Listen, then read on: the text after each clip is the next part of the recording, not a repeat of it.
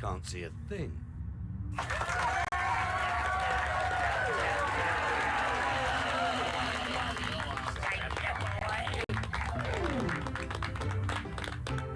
Go on, Rita, baby. Now that sounds really groovy. I tell you what, let's sing. Well, it's nice to see Brick safe and sound. After all he's been around, and in my view he should be crowned the King of Limbo. Well, he's had his ups and he's had his downs.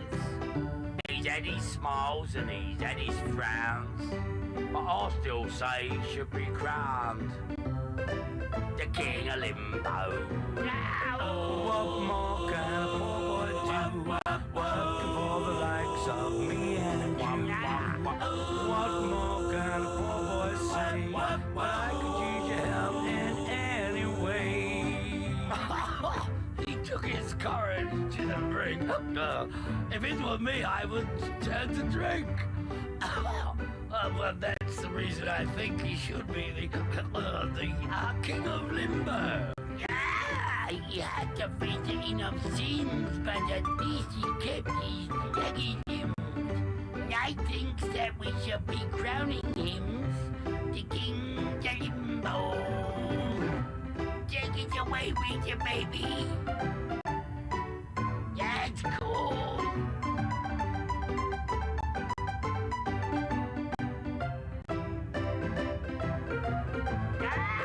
What more can a poor boy do? Working for the likes of me and you. What more can a poor boy say? But I could use your help in any way. We've all had fun, you must agree. Even though interactively, but now we feel that Brick should be the King of Limbo. I do up, I do be do up, I do up, I do be do up, I do up, I do be do up, the King of Limbo. I do up, I do be do up, I do up, I do be do up, I do up, I do be do up, King of Limbo.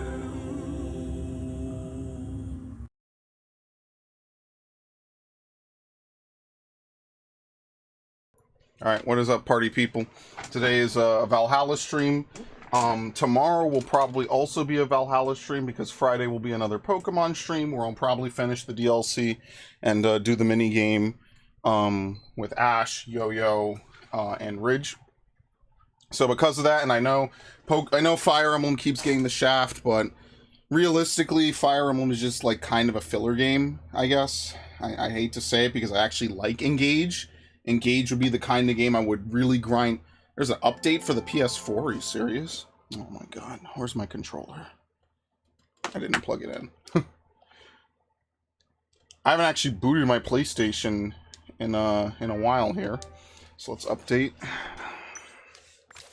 Can I spit out the disc real quick? Thank you, because it's the wrong disc. Let me pull out. Oh yeah, I need one more session of Pikmin. Maybe I'll do it tonight. Just since I don't have much to record. Maybe I'll just do Pikmin tonight. And then that way, I'm actually super done with it. Because obviously, I'm insanely biased towards Pikmin. And I do want to complete whatever the little final side quest is. So if you haven't been watching the Pikmin 4 playthrough, highly recommend. One of my favorite games of the year, absolutely. Even if it did trend a little bit on the easy side, I still think that there's a good amount of challenge. I think there's a good amount of everything in it. So you're welcome to check it out. I very much like it. Like a decade ago, when I was playing Pikmin 3, very much enjoy it in the same manner that I enjoy it today. So, you know how it is. Okay. Let me, we'll finish updating here. I didn't know that there was a PS4 update. So it's fast though. You know, these newer consoles were made to get like back-to-back updates. So yeah.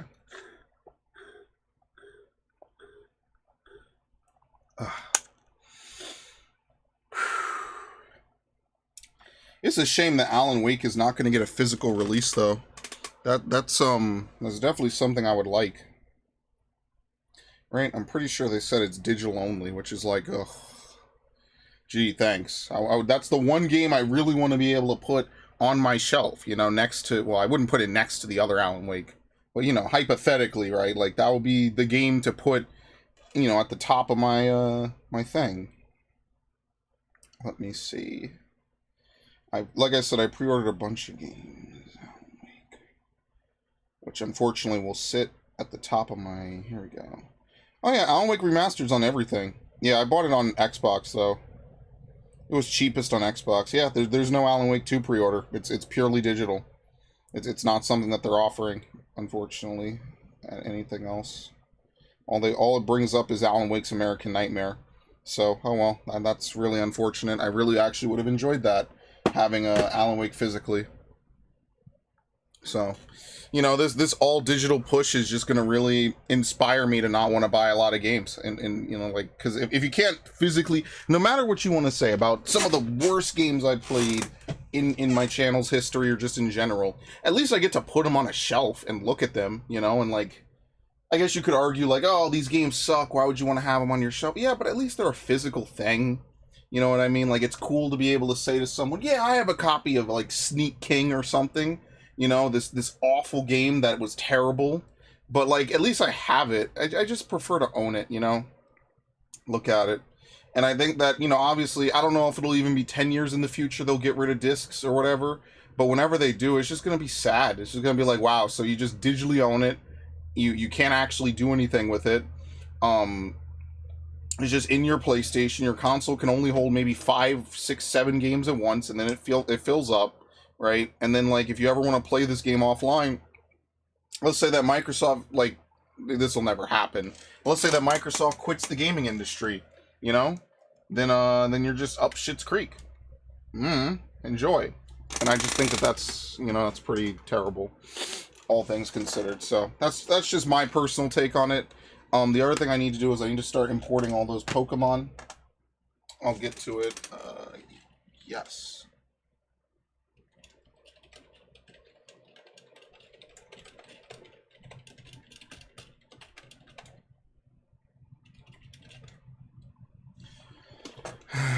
So, that's just me personally. I just like owning stuff, so that way I could like, at least look at it on the shelf and look at all the games I played and stuff like that. But it's not like I'm going to run out of games to play for the channel, ever. I have tons of games to play. Like I said, this channel is not one game. It's not one series. It's not one genre, right? It's multiple. And I think that's one of my favorite parts about you know, having my own channel. You know, it's cool to play the new games and all that, but it's also cool to just be able to say, hey, today I want to play Red Dead 1, right? Just for no reason, right? Oh yeah, they announced a port. Okay, I'll just play it. Why not? I'm not like beholden to buy the new port and then, oh, the new port, guys, you have to see me play the new port. It's a port. But more importantly, it's what I want to play. And I think that that's, hello? Oh, the controller turns off. That's right. There you go. Funny how I've owned this console a decade and I still haven't gotten used to that, the controller turning off. Anyway, don't worry. Nothing's going to happen because Valhalla takes a long time to boot. Unfortunately, I'm playing the PS4 edition. Oh, did the sale for fucking Odyssey go off? Shit, I was supposed to... Did it go away? Yeah, oh my god. Well, it'll be on sale again. I was supposed to buy it for Steam, and I forgot because it was 80% off. It's $100 for the deluxe. It was $20, and I forgot to buy it today. Well, whatever. Anything else on my wish list on sale? Not really. Oh well, I forgot. That's on me. Oh, Stranger of Paradise is how much off? 30% off. Not bad. That was another fun game I really enjoyed. Highly recommend Final Fantasy Origins Stranger of Paradise. Great game. Funny, obviously, but, you know, pretty fun. I enjoyed it. Alright, don't get hype. It's going to take another 20 minutes to boot the game. Honestly, what else do I even stream on my PlayStation? To be fair, I'm supposed to record Spider-Man, I guess. I'll get to that. Probably should just try to bulldoze the Valhalla DLC. Again, I don't know if I'm going to like this roguelite DLC. I don't even know how to begin it. We'll figure that out afterwards. If I don't like it, I'll just move on to the final story, which I think will be cool. Again, the fact that these two games got content years after their release is pretty awesome, man. Like, so in Odyssey's case, it's really cool. I mean, imagine being Alexios's VA. You know, you did all this VA work probably for like a year, however long it takes to do VA work, right? Like 2017, 2018, leading up to this game. You know, you're extensively involved as both the main character and the possible antagonist. And, you know, fast forward, the game comes out in 2018, October or November of I think it was October something of 2018. You fast forward 3 years. It's 2021. They're still having you do work for it. You know, I mean, maybe he hates it. I don't know. Personally, I really think it's awesome that this far in the future they gave these games so much DLC. It's really awesome. Get the Unibear mount. I don't even look at my Uplay points, man. Ever since they changed how Uplay works, I just have been demoralized. I played all these Ubisoft games to rack up all these points. So the first thing I could do booting up a new Ubisoft game is to see what I want. You know, having played all these different games. Division, Ghost Recon, even a Splinter Cell game, even though they barely even know what fucking Splinter Cell is anymore, right? Only thing I haven't really played a lot is Rainbow Six. That's the one game I played rarely. It's a game, if I was playing multiplayer games like I was when I was younger and a teenager, then I would probably play Siege more. Because I actually like playing as Legion and stuff. But because I'm doing mostly single player stuff now, it's just not my style. It's a little bit weird. What was I gonna say? But yeah, you know, I played all these different games. Prince of Persia, obviously Assassin's Creed. I have been playing since, you know, 2010, right? Like even before that. Assassin's Creed 2 is actually the earliest like actual commentary I've done on the channel. Everything else before it was silent. It's kind of crazy to think it's been over a decade of doing this. And here's to 2 decades if I'm not dead. Okay. I have no idea where we were because I moved the stream since last time. I think that's it, right? We did everything on the map, correct? Yes. There's only 2 side quests I didn't do, and I don't think I'll be doing them. So, let's go ahead. Let's regroup with Cassandra in Tabta.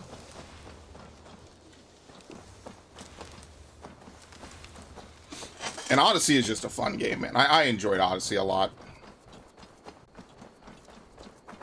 Hello. Took you long enough. I was beginning to think all the talk of gods and nightmares might have scared you off. I said I would come. So, great artifact hunter. Did you track it down as easily as you said you would? This is also non-canon because Eivor's female canonically. Fuck you, Ubisoft. Found our next step. I'll lead you to it. What a waste of time. Let's go. On to this next step. The shared expedition is starting to feel tedious. Spoken as if finding an ancient artifact long hidden away was supposed to be Yeah, it was simple. simpler back in her day. Are we taking horses? I take it you've been hunting these artifacts for a long time now. Yes, quite some time. What led you to this? Strangely enough, a vacation gone Yeah. horribly wrong. Now it has become a destiny of sorts. What exactly are we going to do with this artifact? once we Nice find it? reference. I will take it far away from this island for safekeeping. To a place where no one can maliciously wield its power. Power? So it's a weapon of some kind. In the wrong hands, it is. The kind of weapon that should never be used. A weapon that shouldn't be used. That sounds like a sentiment spoken by someone too weak to wield its power. It might sound strange to you, but trust me, its power is not to be taken lightly. The survival of your world depends on that. The way she says that too, your world. It's our world.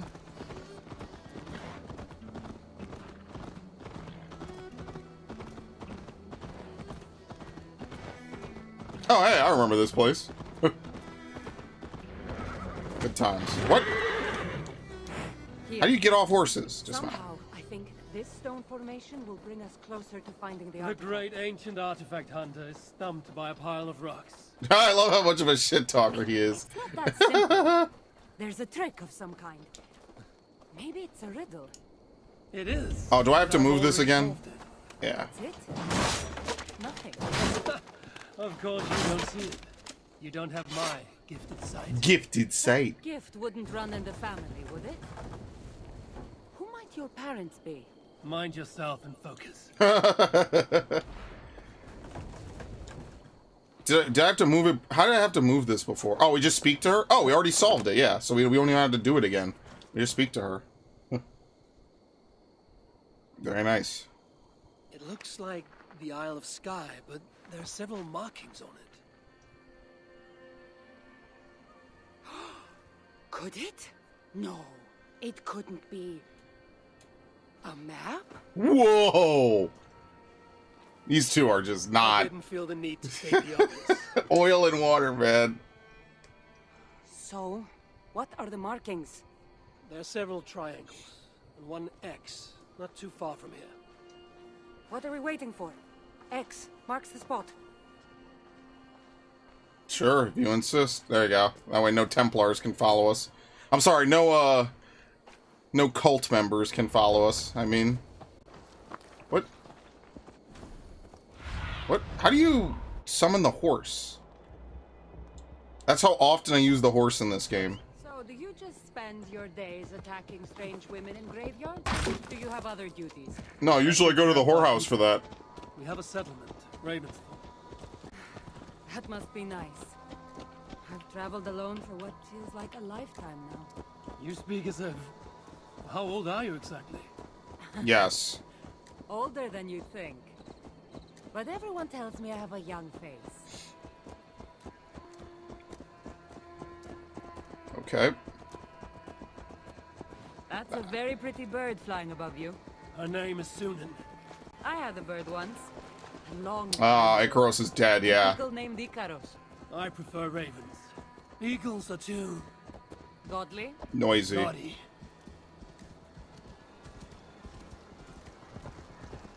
That's a shame. Everyone she knows is dead. This could be a very grim DLC, actually, when you really think about it. She could just be depressed the whole time, and I wouldn't blame her. Everyone she knows is dead. The entire world has changed. Even if she went back to Greece, it wouldn't be the same. So... all of her friends, comrades, even Icaros, of all people. Odyssey is a really good game, man. Even as just a standalone, which you could totally take it because it is the earliest in the timeline. If you just ignore the Layla segments, it pretty much is standalone. I mean, I guess that's hard because, you know, they do interject it, but, you know, you get my point. That's why I love it so much. Can you even leave the Odyssey? Or the Odyssey? Can you leave the Animus in Odyssey? I don't even know. Can you? I don't think so. I don't think there's any reason to do so. Which is what makes it different from this game in Origins, is you can't leave the Animus. You're quiet. Not thinking of throwing another axe at my head, are you? Oh, this time I won't I'm miss. not compelled to feel silence like you are. Good. That fight took a lot out of me. Not sure I'm ready for a second. You kept me on my toes as well. Was that a compliment?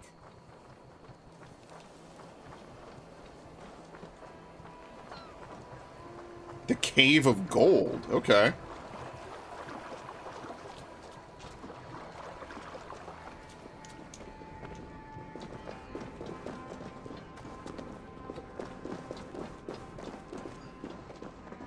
Okay.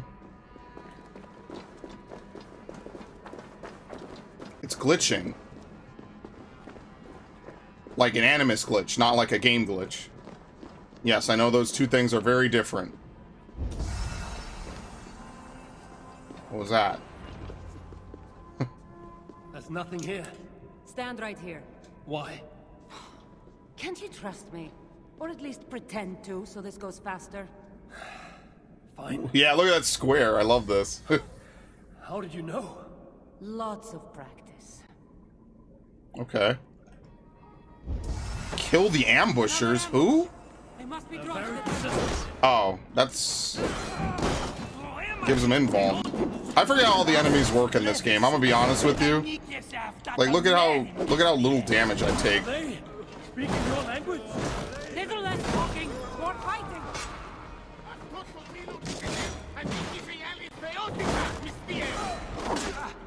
The apple of Eden belongs to us. Okay.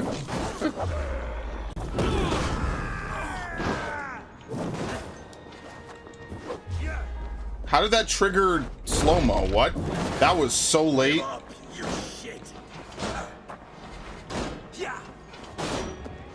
Sure, let's do this all day. I love it. I love it so much.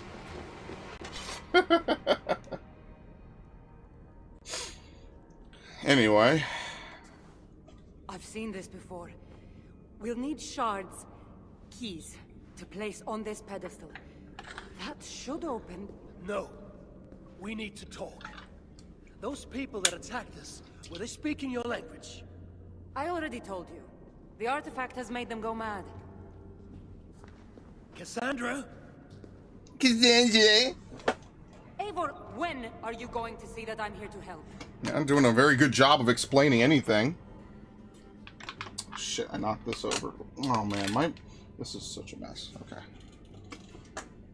I didn't mean well. Fine. We've come this far together. I trust you have good intentions. Thank you. And if you say you're not hiding anything, I believe you.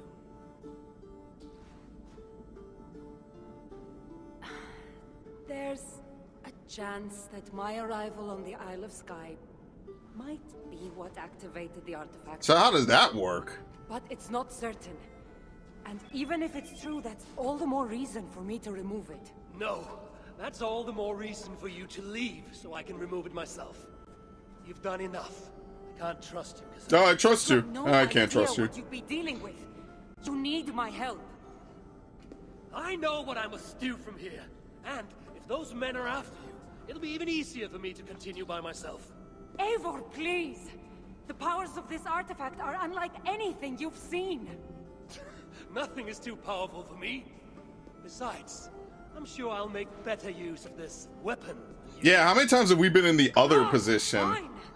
I've had enough of you anyway. You're impossible. You're too brash, Eivor. And it will undo you. Yeah, that'll be kind of interesting, though. Still need to Yeah. find all the shards before I can open the door. Better get going. How many do I have? All the shards Alright, we have to find all of them. if I want to open that door. Very nice. Oh, we don't have any of the shards. Okay. The Cave of Gold. Yeah, because unlike Odyssey, this is not the end of Eivor's story, so I wonder if this is going to tie into at least the final episode, right? Which is out. Which is kind of crazy that they had DLC come out for this game, and there was, like, no fanfare. Now, granted, I'm not, like, on Ubisoft's, like... What's the word I'm looking for? I'm not on Ubisoft, like, Connect or any Ubisoft channels or whatever, right? But, like, I did not even know any of this was coming out. And, like, it's cool that it's free, right? Especially after Dawn of Ragnarok was $40, and it definitely was not worth more than 20, right? Wasn't it 40? I think it was 40. I could be wrong. Okay, scratch that. It's been, like, a year and a half since I played it, so I don't even remember how much I paid for it. But I do remember it was pretty expensive, and I remember being like, it was not worth this much. So you have to go back and watch, a new fast travel. Very nice. You have to go back and watch, me play it, basically. Is that it? What are these? What? Sorry, where's the thing?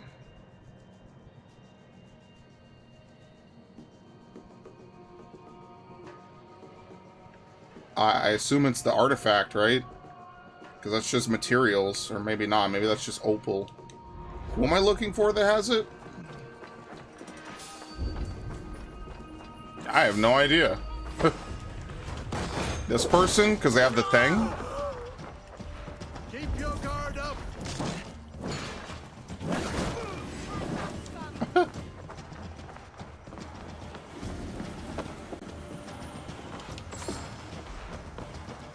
More supplies I don't need. Very nice.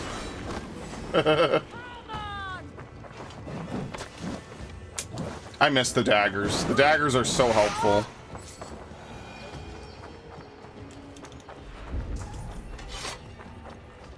Yeah, like, I'm not sure what I'm looking for here at all. Like, what would a shard look like? There you go. It's so stupid. This game is a massive shitpost when it's not doing story. I love it.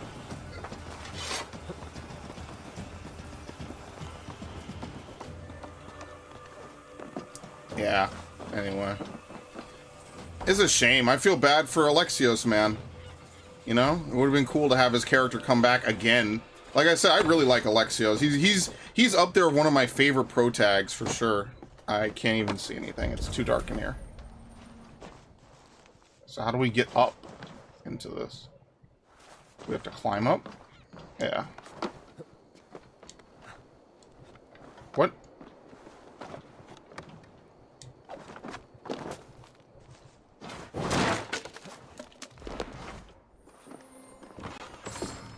That's not it. Usually there's like a circle that pulses with the thing that you need to grab, but I don't see that anywhere.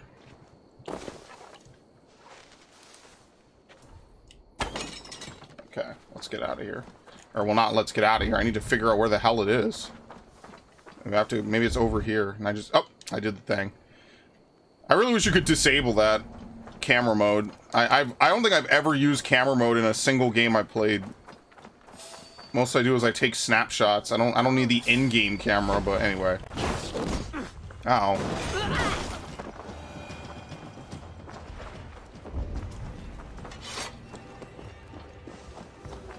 Hello, Ash. Welcome.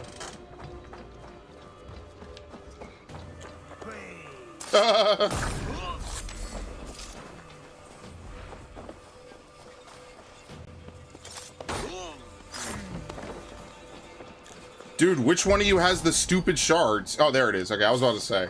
It's the same as always. I was just confused. I was a little too far away from it. We have to figure out a way to go down. Right, it said there was like a mine or something somewhere, right? Also, by the way, this game has an amazing soundtrack. I really like it. Like, if Odyssey has a very nice, like, upbeat sometimes, but fun soundtrack, Odyssey, or Valhalla has a very dark, serious soundtrack. The whole vibe of this game is really nicely done. I think that's one of the most well-executed parts. But like I always say, the worst part about this game is definitely, well, for me, the load times, which have been consistently getting worse the more and more I play this game. But also just, the gameplay is just not as good as Odyssey in the slightest. He's asleep, wow. So much smoke, I would have thought burning a village would be easier than building one. It had to be done. Now no one can find our discovery. Must tie up all the loose ends. Yeah, that's what I would say, is that the gameplay is just better than Origins, but worse than Odyssey, for sure. And I know I've said this a billion times, I'm just making conversation. But like I said, and I've said this before, the only reason I say as much as I do is because I genuinely care about this franchise. And I think that it has a lot of good stuff. I think it has some of the most interesting, non-linear storytelling I've seen in a game series in a while. And I want Ubisoft to do their best. And sometimes it starts with just respecting player choice. I mean, it really is just that simple. I hate to be a broken record, but not even being able to choose Alexios versus Cassandra just feels like everything I did was irrelevant in Odyssey. This must be one of the shards I need to place. Yes, very nice. Which sucks when you spend so many hours in it, and then the game is, and then the company's like, well, you know, we'll advertise Eivor, we'll advertise Alexios, but really Cassandra and female Eivor are the real characters. Then just make a game with a female character, bro. Y'all scared of, y'all would just believe Metroid doesn't exist, and Tomb Raider never existed either. And like, yeah, there's some nicher games with female leads, like Beyond Good and Evil 2. And what was the other one I was thinking of? The Nintendo one. Not Bayonetta, because I wasn't... That was still under Sega when this series was around originally. Eternal Darkness, that's the one. I almost said Beyond Eternal Darkness. But yeah, no, like Eternal Darkness, and I've been wanting that sequel to that forever. I think that game needs a remake, and I think it needs to have slightly altered combat. I think you should be able to move and cast magic. It's a very hard to play game. I think it has some of the most interesting design decisions in a video game. Wait, do I have a fall damage? Yes, okay, I'm fine. There you go. What the fuck was that? Nothing like clubbing seals, which is a really weird meme I never understood. Wait, how is it ahead? Oh, because it's out here. Oh my god. And then, well, most of them are out over here. Okay, well. Can I at least summon my boat?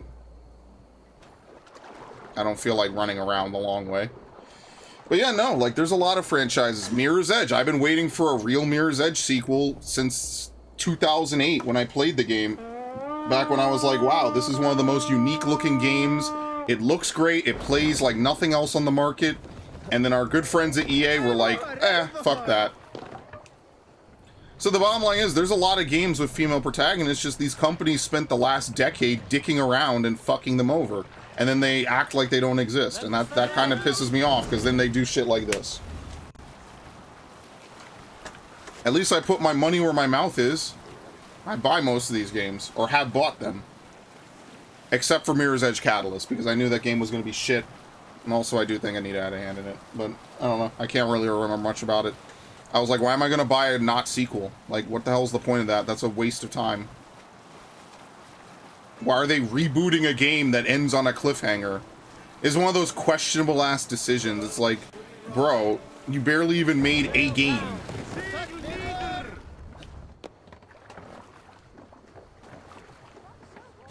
Like, they'll have everything they need, and they just won't make the games well enough. Like, I'm actually interested in playing Watch Dogs Legion. That might become a stream game, or it might just become a December playthrough. I think Immortals Phoenix Rising will definitely become a stream game. That's for sure. Even though the sequel got canceled. I might play that in like a couple months. So yeah, Immortals Phoenix Rising will probably become a stream game. Watch Dogs I might play on my own, because I like Watch Dogs, but this one I know doesn't really have any bearing with the rest of the Watch Dogs characters. So like, what was the second guy's name? The black dude? Marcus something? I don't remember his name from Watch Dogs 2. But you get my point. Like, he was a main character. I like Aiden. I thought Aiden's story was actually pretty cool. But then they basically got rid of it, and I feel like, that was a mistake. I actually really liked Aiden. I liked his whole plot line. It feels like they put way more into the story. Hold on, is that it right there? Feels like they put way more into the story of Watch Dogs 1 than 2. And I like both, right? I think obviously gameplay-wise 2 is a bit better. I think that, you know, they added a little bit more for combat and stuff, which is cool. We may have found something behind this damaged wall, but we were missing the explosives to bring it down. A shipment of oil was due yesterday, and I don't care because I could blow the wall open myself. Thank you very much. Work smarter, not harder, folks. But yeah, I liked Watch Dogs 2. I thought it was fun. I thought it was fun. I thought it was funny. But it definitely was made more for multiplayer. I feel like Watch Dogs 1 had that weird invasion style multiplayer, which I will probably replay Watch Dogs 1 at some point. I think that'll be kind of a cool playthrough to do, because I basically haven't played it since I beat it almost a decade ago. And again, I had that one of the worst like losses of recordings I think I've ever had. I flat out lost about like 2.5 or 3 hours of footage because the recording glitched.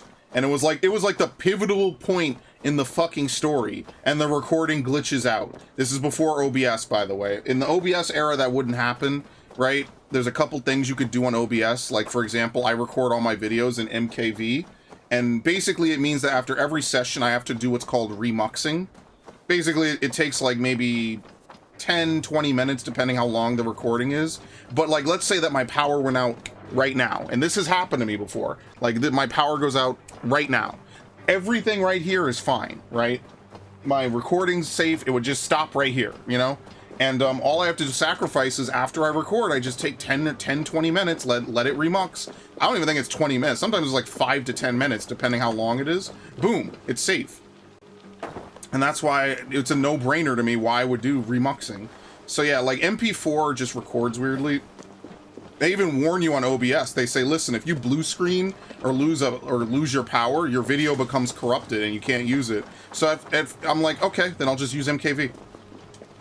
Spray, I'm watching Pikmin right now and saw a 99 grub part, and why is Spray not charging them? You could just run over them.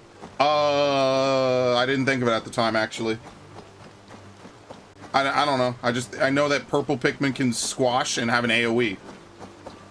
Again, that's my biggest complaint about Pikmin 4 is the sticky lock-on. If the sticky lock-on didn't act the way it does, that game would be way better. I feel like it needs to be a toggle. Definitely.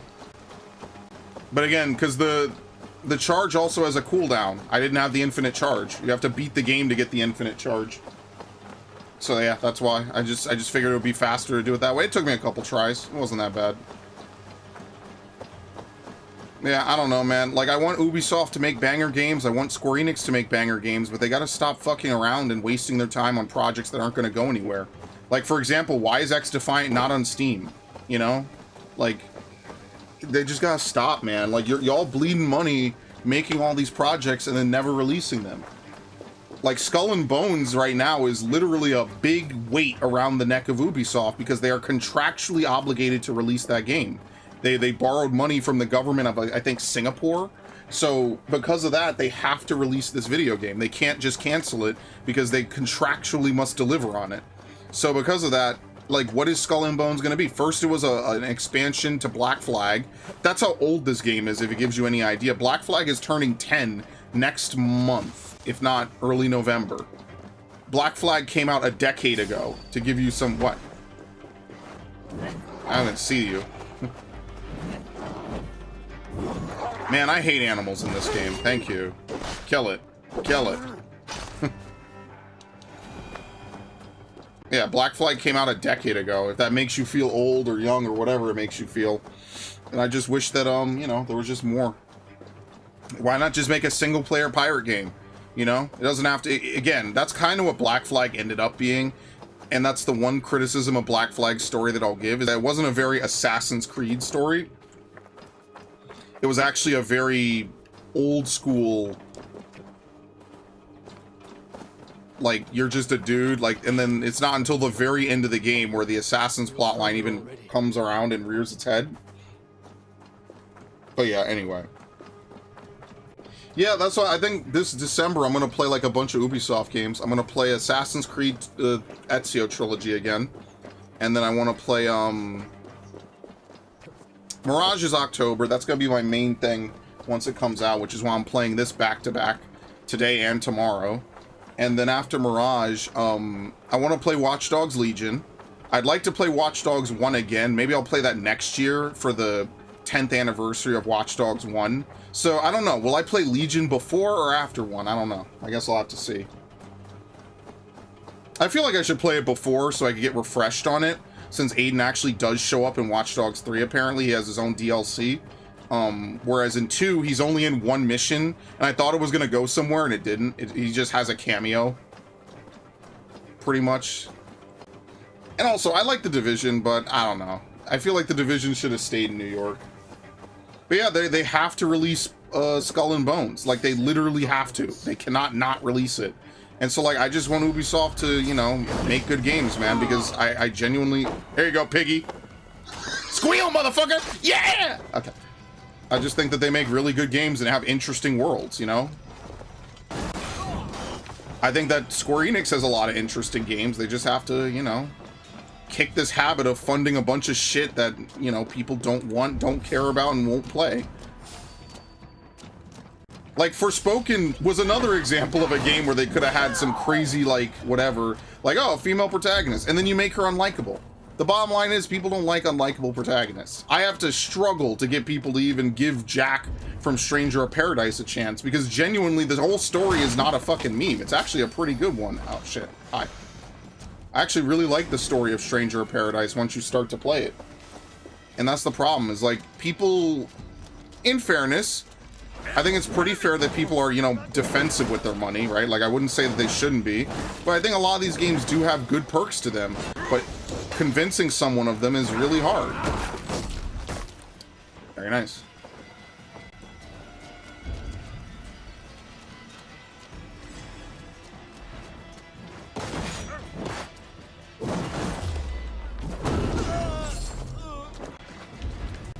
Like, imagine trying to have, you know, I've been trying to convince people to try Pikmin 4, because I genuinely think Pikmin 4 is an amazing game. I think they did a wonderful job with it. It's both a great game for newcomers and if you're an old school fan, which is the Final Fantasy 15 line. But yeah, anyway. Oh, it's just down here?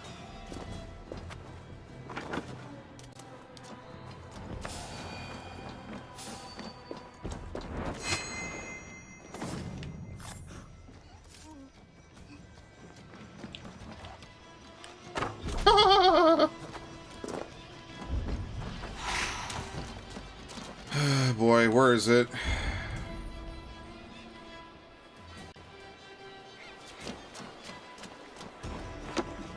Because it only starts up down here, right? This whole objective. The bottom line is a game's protagonist can make or break the entire game.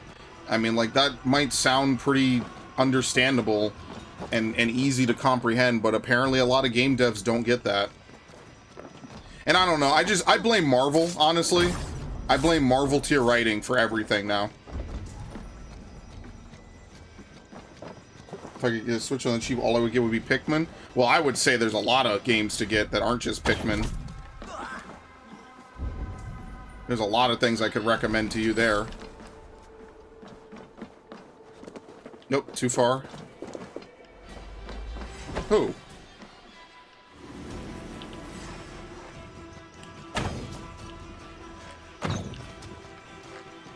Where you go? Anyway. But yeah, there's a lot of games on the Switch, and that's what I even said yesterday. It was around the time of Yoshi's Woolly World where I was like, yeah, this console has a lot of shit on it. Like, I'm gonna remember this console having so many games far into the future. Which is interesting, because when it came out, if you weren't playing Breath of the Wild, there was like no launches on the Switch besides Odyssey and Mario Odyssey, by the way. Besides Mario Odyssey and what was it? Breath of the Wild. There were like no games on the Switch for like the first year. And I remember it being like Mario, like Zelda, and like some Bomberman game came out, and then like a handful of other things. And I remember saying to myself, like, wow, this is it, huh? Like, we have a console and there's nothing on it. Whereas the GameCube had tons of games when it came out. What was the launch titles for the fucking Wii? Besides Wii Sports, which is kind of cheating, in fairness. It's not fair, because Wii Sports is just one of those weird games that's like both hardcore and not at the same time. Raven not available. What the fuck? Show me what lies ahead. I don't think I'll be able to see it from this. Sinan isn't really helping. It's not out in the water, right? I don't think so.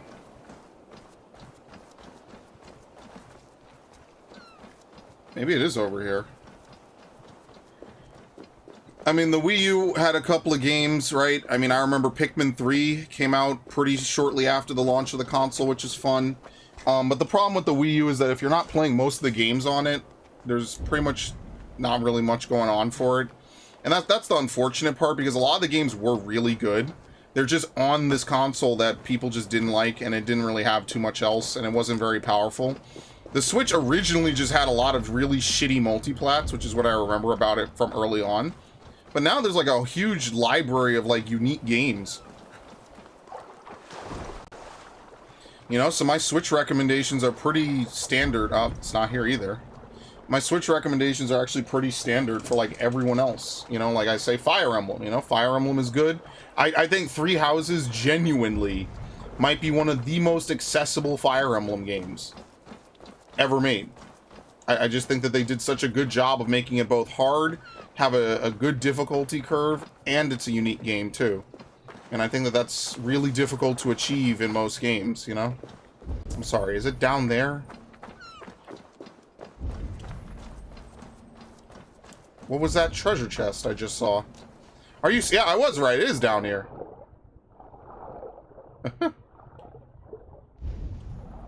Yeah, what the hell? Like, half the village fell into the water. Okay.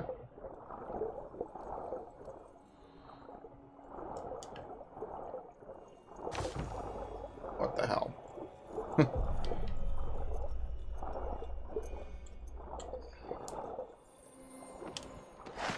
Very nice.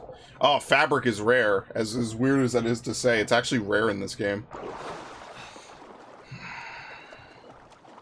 It's cool that we're getting some more Mario games for the Switch as well. It's good that we got a Metroid game on here as well, which is cool. But, I don't know, that F-Zero Direct thing was just kind of like a yikes, man. But my one friend who's, like, really into F-Zero is hyped for it, so you know what? Cool for him. I'm an F-Zero fan. Like, I love GX. I think GX is one of the really good later game, or later era Nintendo GameCube games, but, you know... They even acknowledge that they haven't released an F-Zero on a home console in over a decade and a half, right? Because what is it? It was 18 years ago, almost. I don't know when it came out specifically in 2005, but I'm pretty sure F-Zero GX is a 2005 game. But yeah, like I always say, I always divide up the GameCube into 3 different distinct eras, you know? 2001 and 2002 is like the early years. 2003, 2004 is like the mid years, and then 2005 and 2006 is the late years. And then, you know, after that, the Wii came out, and the Wii existed for a fairly long time. It was another 6 years or so. Hey, don't get me wrong, like, there's ended up being a lot of good games on the Wii that I just passed up, and it really sucks too, because A, a lot of those games ended up becoming very expensive, and B, you know, I just didn't like the Wii. I just didn't like the whole, like, wiggling sticks and all this stuff. I thought it was cool for maybe some games, but I really wish that what they had done was release that Wii, like, hardcore, like, controller at the same time. So then that way, if you wanted to play, like, some real games on a controller, you could. Because very few games on the Wii mode actually ended up being fun for me. It was like a Metroid Prime 3... Oops, let me summon my horse. So I think it's a little faster on your horse. Metroid Prime 3 and, what was the other one? Resident Evil 4, which is a port in and of itself. Yeah, that was my Wii experience, basically. Hey, don't you want to play a game that was already out on the GameCube? And then another game that's... I mean, I just feel like Metroid Prime 3 is inferior to 2. Even though it sold more... I feel like it sold more because it was on a popular console, and at that point, when Prime 2 came out in what, 2004? So it was like a mid-era GameCube game. I just feel like it just didn't have the wowing factor of Prime 1, which is obviously like mind-blowing. You'll see Prime 1 on like some best games of all time lists, along with Super Metroid, which is pretty cool. But I don't know. I feel like it definitely just didn't have the same wowing factor. I feel like the crippling difficulty is a big thing that would drive people away from Prime 2, because Prime 2 is notoriously difficult. Obviously, it's a little bit easier as the future versions came out, but that original GameCube version was notoriously difficult to beat. There it is. And I actually did a playthrough on the GameCube version ages ago. If you're interested, you could go see it. It's on the channel as usual. But again, that's because that's a game I played when I was like 10. So I'm actually very familiar with it. In fact, that Wii U playthrough that I made of it, I actually got all the saves. All the scans, sorry.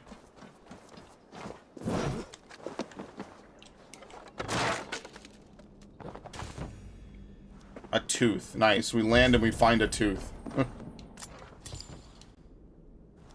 Churchton Bay Key.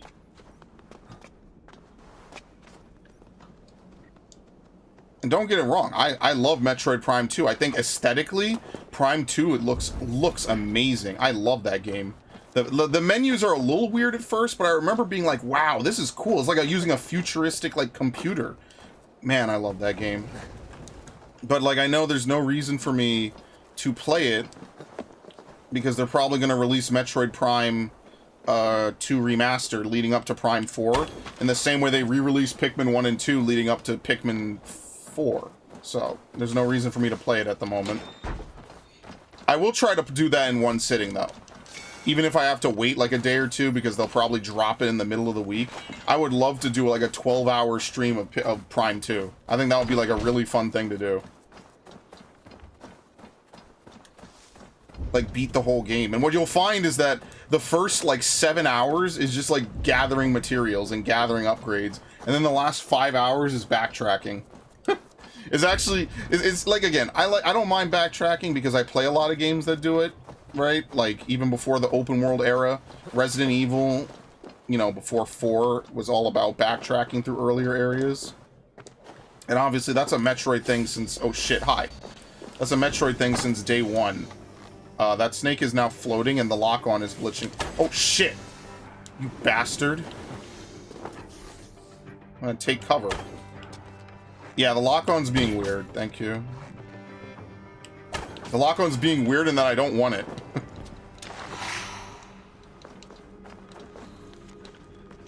If you're reading this, you're too late. My brother and I have made off with the gold piece that so many are seeking. Chances are we reach the village to sell and are rolling in newfound wealth. Better luck next time. Oh, great.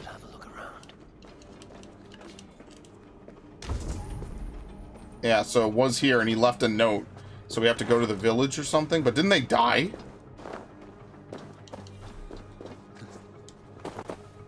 Man, what the hell is this? Footprints.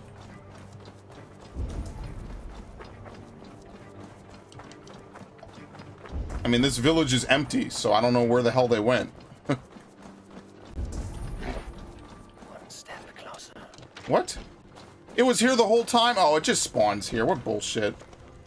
The gold stone is what hurt you. It killed you. I didn't. I couldn't. I must hide the shame and your body deep into the ground. As for my soul, that will vanish deep into the woods. Basically, the shards are driving people insane. So now it's out in the woods somewhere. Footprints. Walking at a hastened pace. He probably bludgeoned his own brother to death, basically.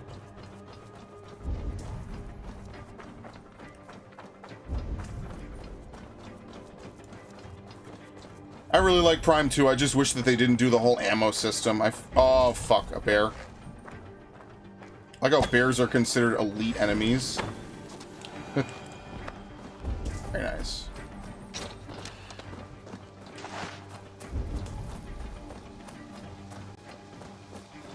Another one? What? Oh, God. He's trying to maul the rabbit.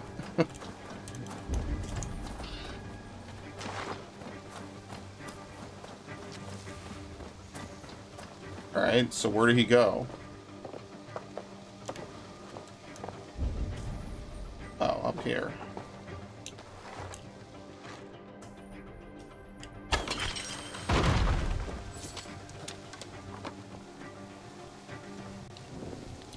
Remember when we were young? You were strong like the bear, I was weak like the deer. I wish we could be young again, if only because you were still alive. Maybe your next path won't be cut short by me.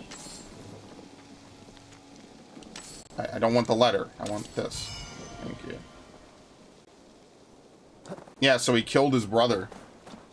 And it was an accident. It like took over his mindset. Which we know that pieces of Eden corrupt people that aren't strong enough to wield them. Or don't have the proper protective tools to wield them. In the case of the Pope.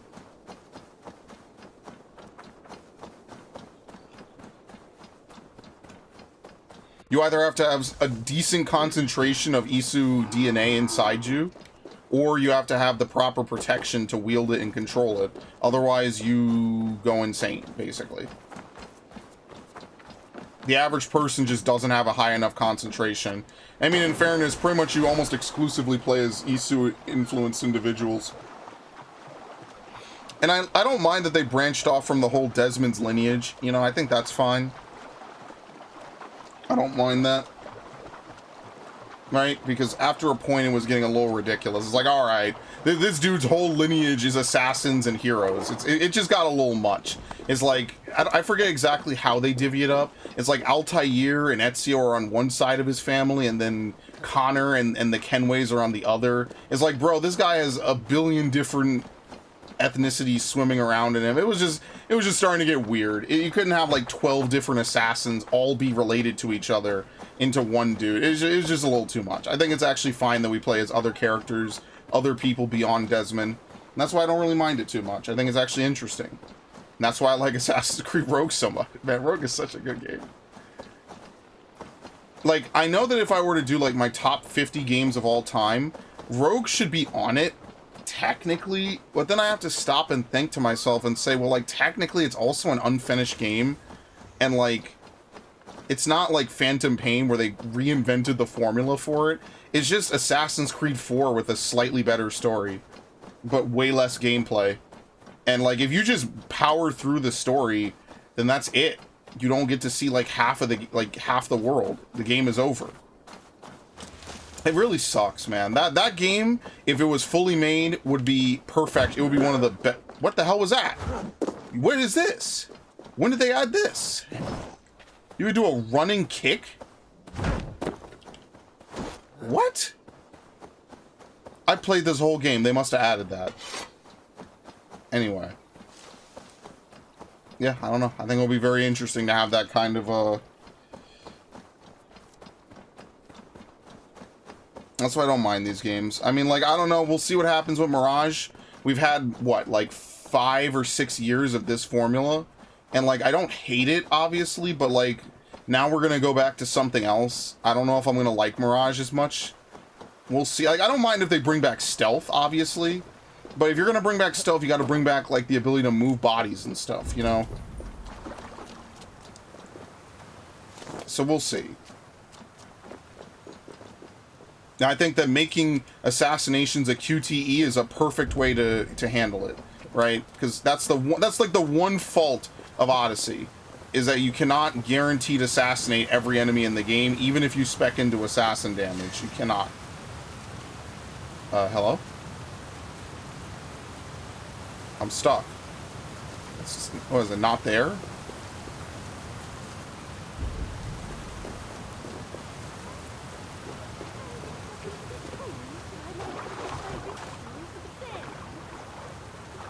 I'm very confused and scared. Hi. Oh, yes.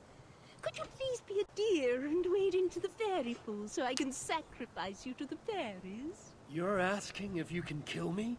Since the nightmare started, the fairies have whispered in my ear, promising power if I find sacrifices for them. They've even led me to one of their treasures from my hard work. The prettiest shard. So please, into the pool now. There you go. Fairies are tricky creatures. Finally, another persuasion you could use in this game. Wow. I haven't quite felt like myself lately. You could be onto something. Take this shard far away from me, please. Very nice. So, are your wolves free? Or, you know, nice wolves? Yeah, I guess so. Okay. Alright, back to the temple. What dreams may come. Pitfall: The Lost Expedition. I feel like I've seen that game before. Again, if it's an old game, unless it is like a re-release, and mind you, I'm going to be pretty strapped for money to spend on games for like a little while, so, you know, it'll be a little bit before I'm able to do that. That was kind of a summer thing because there wasn't really much coming out in the summer. Like, basically it was Assassin's Creed, I'm sorry, Final Fantasy 16, and not much else. But I know October and November have a lot of games I want to pick up.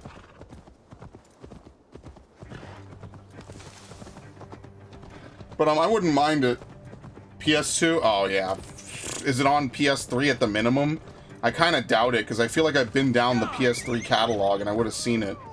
So I don't know if it's, like, readily available on it. Don't worry, I mean, not don't worry, but I totally sympathize with you. One of my favorite PS2 games is good. PS2 has such an interesting library of video games. I don't think there's ever been a console like the PS2 where people just developed such obvious shovelware, and yet at the same time, it was still, like, decent platformer games, you know what I mean? Like that whole console is full of, like, reused shovelware. Or not reuse. Okay, maybe shovelware is a little bit too harsh, but you know what I mean? It's like people just making a bunch of platformers. You know what I mean? People just taking that Mario 64, Banjo-Kazooie, etc. style of game and making a game with it. And I think that it's really interesting how many games are on the PS2 that you can't even really find anymore. Like, you have to know what they are. And I really just think that that's such an interesting era of video game development and design. You had Nintendo for all the quality products that were, like, actually pushing the envelope, you know, either graphically or gameplay-wise. You had the PS2 as the overall, you know, just I could do anything console. And you had Xbox just kind of bobbing and weaving and mostly just surviving off of Halo. And the fact that they just have infinite money pretty much over at Microsoft. So, yeah. Is old no? Yeah, no, I know. I'm just saying, like, it's unfortunate. I would want to buy a bunch of old games. Don't get me wrong, Viv. I would love to. You know me, I'm a collector. But at the same time, I'm just, you know, I got so many things coming out in the next few months. So it'll be a little bit before I'm able to do that. I think it's on the Wii too. Yeah, a lot of those PS2 games are also on the Wii. If they came out towards like 2006, 2005. They either launched on the Wii as well or got ported to it. That's why Spyro and the Eternal Night is on PS2 and Wii, which is the weirdest thing to me. And then I don't even think that... Did they even bring Dawn of the Dragon to the Wii? I have no idea. They probably did. I remember playing that for the trophies. Mm-hmm.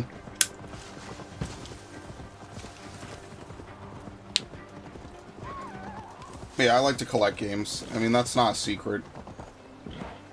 I have hundreds of games in my room. It's a very nice library, you know? It's fun.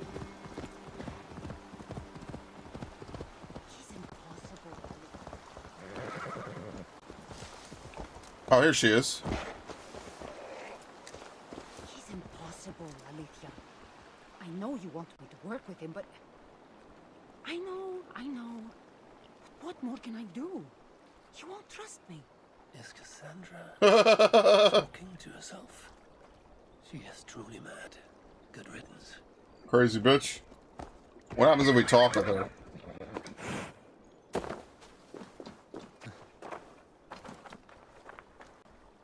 Nothing. She looks you dead in the eyes and doesn't say anything. Wow. This is fantastic. Alright, anyway. You're not supposed to talk with her. It's just a cool little thing to find her. There's nothing that they say. Oh well. Don't worry, she'll show up once we open this door, of course. She's not gonna not show up, but you know. I can't believe I actually found her out here. But yeah, basically she spoke with Alethea for thousands of years. What a nightmare. I'm telling you, Odyssey is really a tragedy. In multiple parts, even though they dress it up as happy-go-lucky and embracing your fate, Odyssey is actually kind of a depressing game when you really think about it. And I mean, just like this game is outwardly depressing, Odyssey is kind of like, well, when you think about it, like, it's really sad.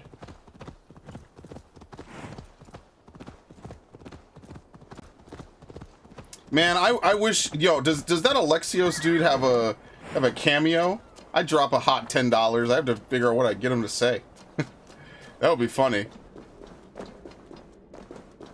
He really sold that game for me. I had such a fun time listening to Alexios. Like, when he's emotional, man, I felt that. I felt that shit, man, with the family, and I don't know if we're gonna ever be together. I felt that one. That hit me in places I didn't even know I still had.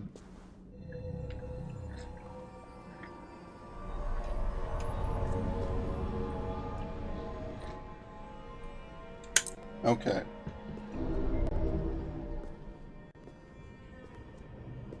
It's actually funny because Eivor found the place in New York that Desmond goes to later. So that means that Cassandra probably went there at some point as well. Strange place. Who could have known this was on the Isle of Skye?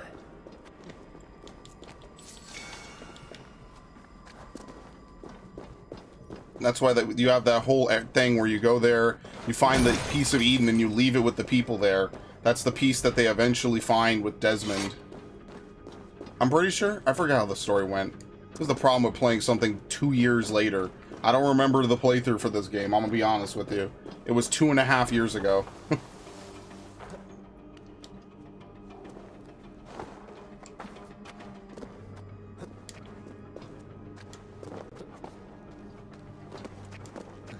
How is there a rope here?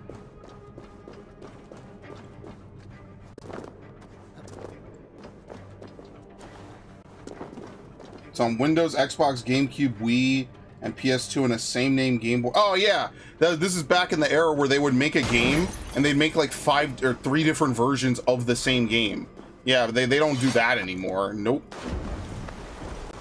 People are not going to remember that. Back when they used to have one game and it would be made like multiple times over. So for example, one of my favorite games... Oh shit, jellyfish. Ah! Away. One of my favorite games that they do that for is 007 Everything or Nothing. They also did it with like Splinter Cell Double Agent. Has like multiple versions of it. It's actually really funny. Wait, you leave the Piece of Eden for Connor? I believe so. You have to go back and watch my playthrough of this game. If I were to go really quickly, do I have... Let me just use the directory. The directory is such a fucking help for this. I believe if I go to... Hold on. I have to scroll up to A for Assassin's Creed. If I scroll up to Assassin's Creed and go to the Valhalla... Oh, yeah. Okay, we're done with that. And I go to A for Assassin's Creed, Valhalla. Alright, let's see. One unavailable video is hidden. What the hell is it? Did I make a stream and delete it?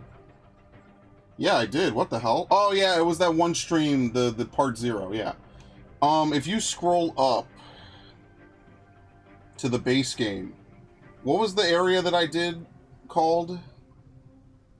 Where you go to America? Vinland, yeah. So there's a part 21 of this playthrough is Vinland. Let's see. Probably gonna have to take a cutscene when we finally... let's see. I believe you leave it for them, right? I think you give it to some crazy dude, and at some point he just takes it somewhere. I don't really know. You'd have to watch the whole part. Gorm is dead. I suggest you leave this place. Gorm's a madman. Everywhere you go across the sea with us, that's us leaving. Fate may bind my bones to this land. How does he know that? What? Oh, that's kind of grim. What the fuck? This is such a great story. I have to replay this game. Piece of Eden eventually does do. It's so fucking crazy. Fate may bind my bones to this land, but for now I'll walk the sea. Yeah, he's aware that he's leaving the Piece of Eden there, I guess. I couldn't find it in the video. It's somewhere in here. Yeah, it was a short arc. I wonder where Vinland actually is. Let's see if I go back. I wonder what that Piece of Eden eventually does do. Yeah, there was a Piece of Eden somewhere in here. We have to go back in the video. I don't know, again. It's somewhere in here. I think he gives it to the natives, right? Yeah, and the guy that you go there to kill is like an enemy that you don't like. I forget how that worked out. Maybe it was an earlier cutscene? Yeah, here we go, here we go. He doesn't actually know what they're saying. He tells them a story, and I think he leaves the Piece of Eden with them. Worse still, it was Loki who led Balder to his death by a sprig of mistletoe. All these tricks and feints Loki had conceived. Some say it was in Loki's nature to be so cruel. Others argue it was revenge for deeds done by Odin to Loki and his children. They have no idea what he's saying. There is a third view. Yeah. Is there a place where they hand it off? He hands it off to them. Yeah, here we go. Gorm brings the stone across, and he just leaves it there with them. Yeah.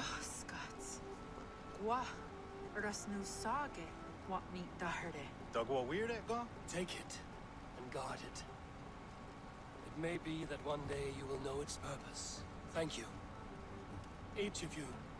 How does that come into play later? It's in Assassin's Creed 3 future, or past me. There you go, he leaves it for them. Yep, that did happen. I actually was able to find... Dude, the directory is the best idea I've ever had on this channel. Seriously, that is such a good idea. Alright, anyway. Back to the present. We had our own Animus flashback right there. Wasn't that fun? I had fun doing that. Very nice. Oh, I forget it's a QTE. God damn it. Oh no, you could have crushed him. Shit, no. Ah. Damn, I fucked up. Could have crushed him. Oops.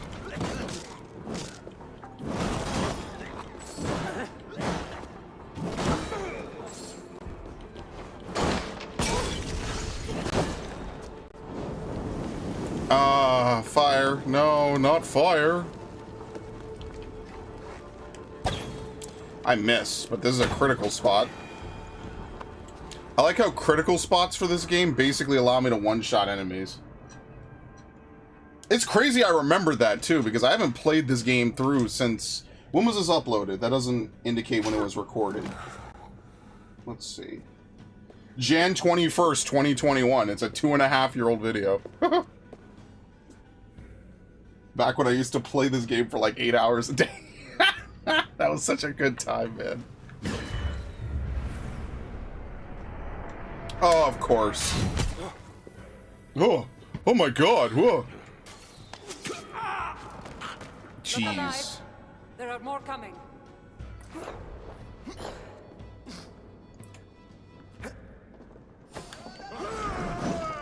I had this under control. Looks like you were about to get skewered. And that wouldn't do much to me. Yeah. You didn't need to come. Admit it. You missed me. Let me repeat. Not you. I miss Alexios. I know my presence makes things complicated. These people are attacking me because of you. I know. Can we talk about this once they're dead? I should have been honest about my presence activating the artifact. I'm sorry. And I know me being here makes reaching the artifact harder. But it's a cameo crossover. I can't not be here. Kill me if you weren't here right now. I know. Trust me. You will need my help once we reach the artifact. These people are nothing compared to its power. I'm not getting rid of you, am I? Don't worry. I'll grow on you. Well. I've seen mechanisms like this before. I'll get the light working. Oh, here we go. You direct the beams to those plates near the door. Yeah, these were all in Odyssey, right? Light puzzles or something?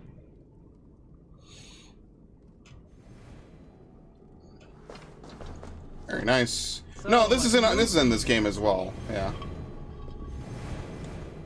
There you go. These are like the Layla puzzles use beams like this. Yeah. Okay. Like this? One down, one to go. Oh, okay. There we go.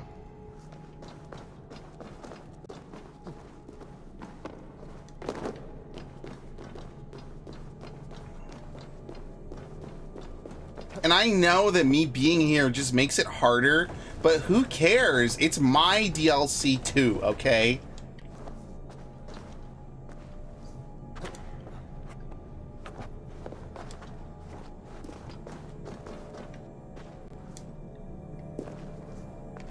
There you go. Oh wait, I could just do this. Can I?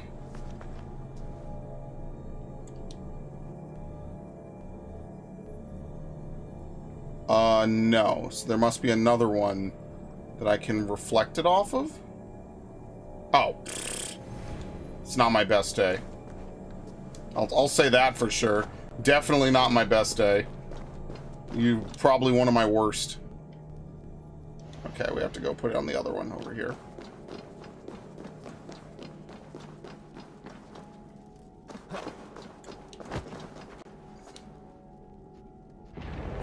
I barely even put it on it. What the fuck?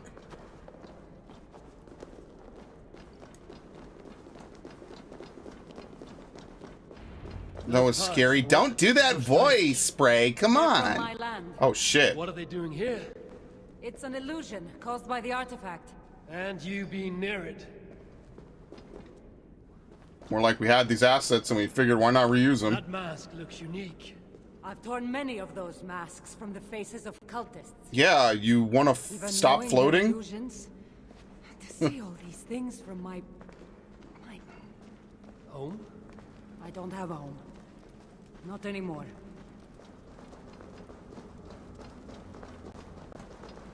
Yeah, Sparta and Athens. Damn.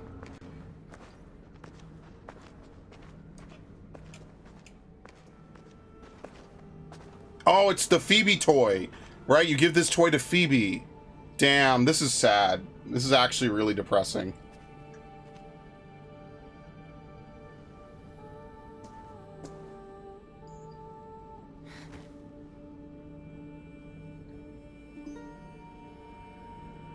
That can't be Phoebe.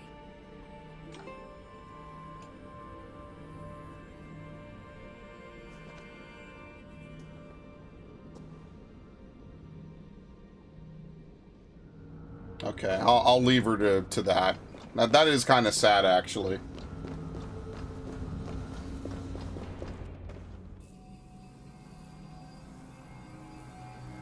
Wonder what happens to this piece of Eden.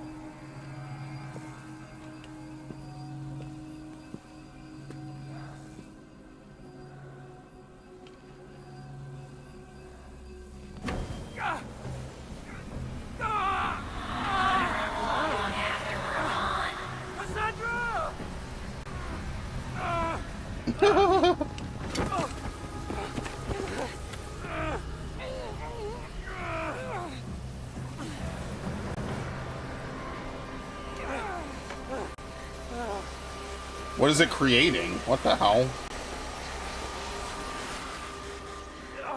There you go, we squeezed it. It stopped working. All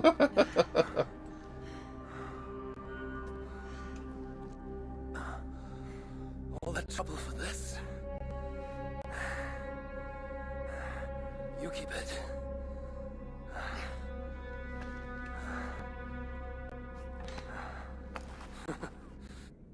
Wow. Okay, he puts up no fight, no contest. It's just a silly orb. Oh, you keep it, whatever. Hmm. Do I have an Ubisoft border, actually? I don't. Really? Oh, shit, I need to make one. Oh, that'll be good. Wait, don't I? I just didn't put it in OBS. We Okay. make a good team. Yeah, we do. You're not so bad to work with, after all. Terrible at following orders, though. Give me a little credit. It's my first time working with another person in... I don't know how many years. That must get lonely. Is he gonna offer her to come back to Ravensthorpe? It does, from time to time. But it's the path I'm meant to walk.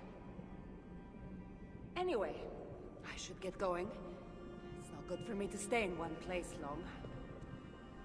Thank you for your help. Truly. Was that like half flirting? What the fuck just happened? The Norse celebrate their victories. And since in the end you did help, why not come out for a drink with me? I don't know about that. It's not really good for me to be seen by too many people. If everyone drinks enough, no one will ever know you were here. All right. Oh, sure. Fuck it. Why not? It hurt. Hopefully you'll head tomorrow morning if we have a great time. Meet you at the Longhouse in Kiltarachlan. See you there.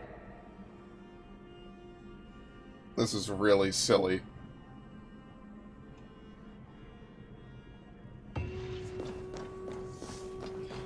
I'm not gonna lie, seeing the Phoebe toy actually kind of fucked with me a bit, because that's like one of the most emotional parts of the entire series, I would say. One last sleepless night. I wonder if we could just teleport out. Yep. We'll have to allocate the mastery points. I don't know. And then I have to ask myself the question, do I want to just stop after this? Since technically, if this is the end of the DLC, which it kind of seems like, you know, then that'll be it. Oh yeah, sprinting lets me slide now with the bow. When did they add this, though? Hold on, I gotta sprint. Yeah, no, that's an upgrade, right? Didn't I up? Yeah, I unlocked this. This doesn't exist. This didn't exist before. I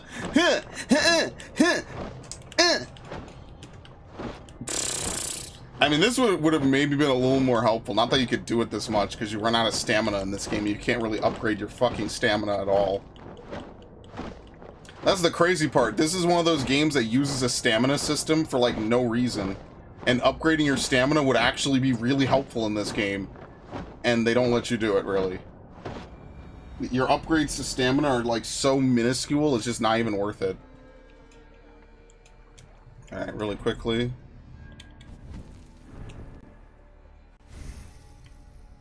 What do I do? Why do I do this again?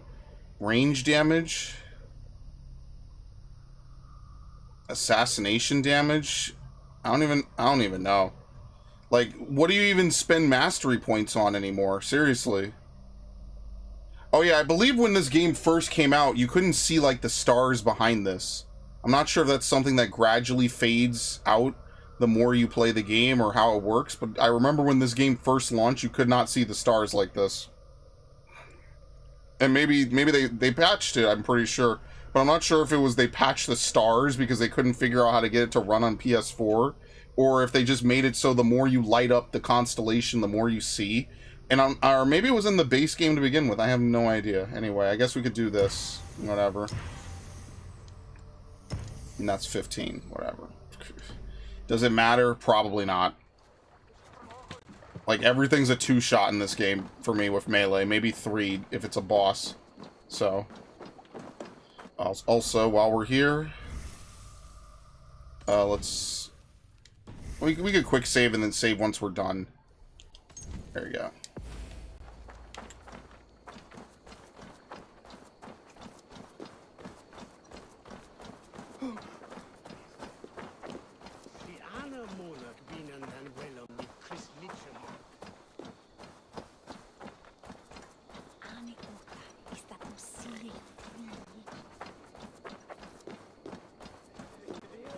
Alright, time to drink. You get lure drunks.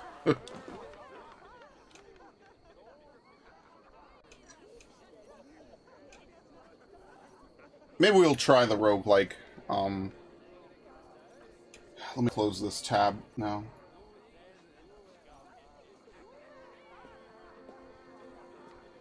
There you are.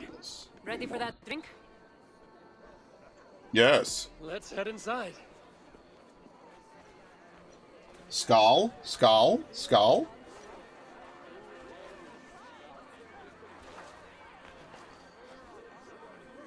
What is it? There are a lot of people. I haven't been to a party in some time. I guess I'm nervous. Yeah, I'll watch out for you. It's not as though you're going in there alone. I'll be with you.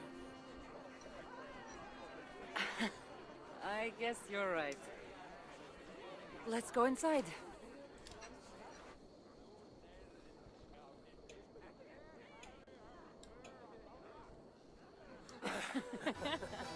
Yeah, skull.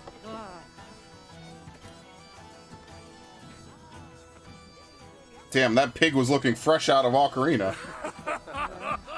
Okay. Oh, hi, piggy. Well, See a lot of polygons? I'm ready for a drink. What about you?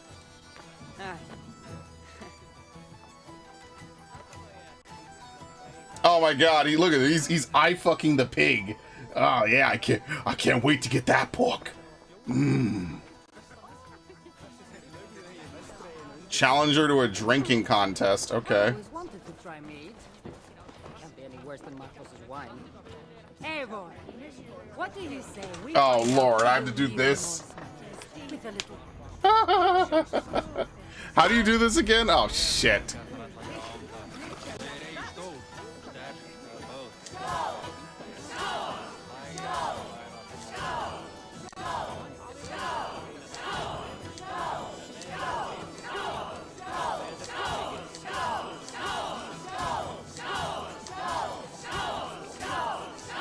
Okay, go back for more. Let's go.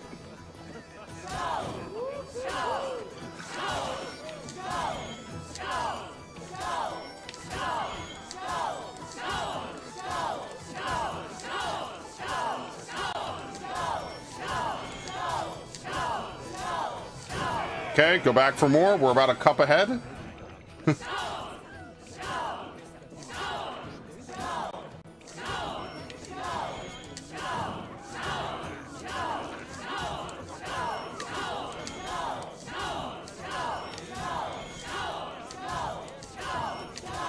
Done.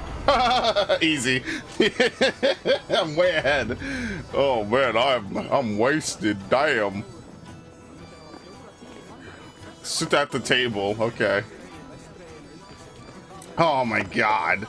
Two bumbling idiots. Yeah, let's have a seat. Can we get some water now? Dilute some of that mead. You can really hold your mead. Now, if we had been drinking wine, I would have won. Wine! That's child's play. Not if it's from Marcos's vineyard. That swill could do paint from a vase. Marcos? Who's Marcos? Basically the man who raised her.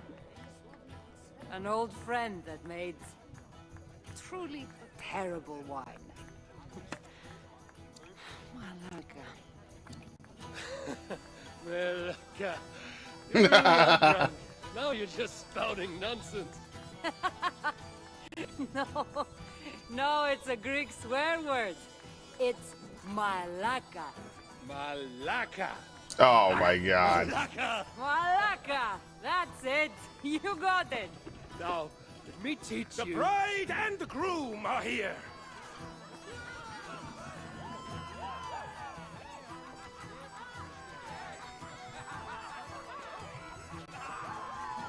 Oh yeah. Having a wedding? Yes we are.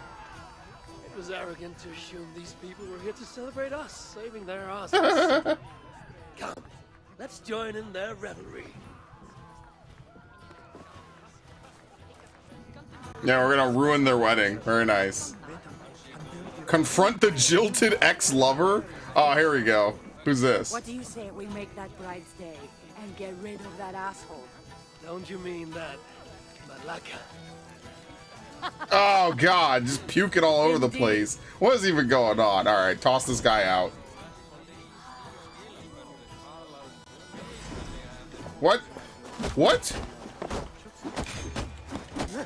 There you go. Yeah! Square up, motherfucker!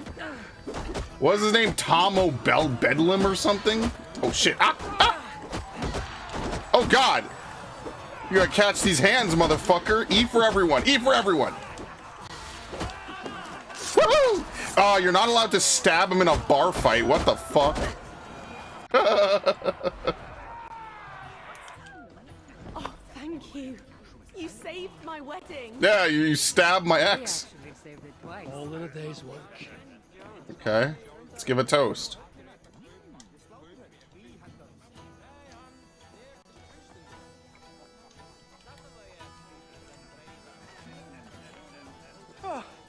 Aren't you the heroes who saved the island and our wedding? I did a little more than she did. But yes, We would love it if you both gave a toast at our wedding. we hardly know you. What would we say? But your exploits have made our wedding a day to remember. Please, regale us with your tale. I could be up for that. What about you, Eivor?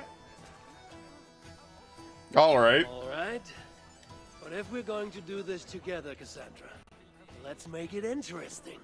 What do you suggest? A flighting competition, of course. Oh no. Never tried it myself. I should warn you, though.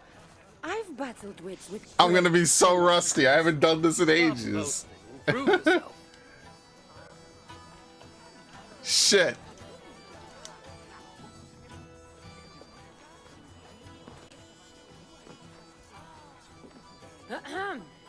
My day began the strangest way. An axe thrown at my head, tending to slay. There stood Eivor, hot-headed and brash. Guess I don't believe our clown. There's a guy looking like an ass. Sure, I'll be nice. See us now. You'd not believe our clash. Okay, that was alright. It took an ambush or two, and one dusty old temple, for Eivor to see that I could be helpful. But somehow I've melted his cold Norse heart. Send me to see my new friend Part. Yeah, let's say that. It'll sadden me to see my new friend Part. Ah, she liked that. She was like, damn, alright. We're friends, we're buddies. Eivor did the heavy lifting, left the tracking job to I. In the end, we triumphed, chasing the nightmares far from Sky. And to the bride and groom, on this historic day. Love survives and nothing. Yeah, there you go. If your love survived this, nothing stands in your way. There you go. Wasn't about insulting. It was about playing off what she was saying. Very nice. Oh, that was wonderful. You really made this a night to remember. All right, time to go consummate. It's been a while since I've been the center of attention. How did it feel? Strangely familiar. I'm glad you invited me here tonight. It was nothing. No, really. Thank you. I needed this. More than I knew.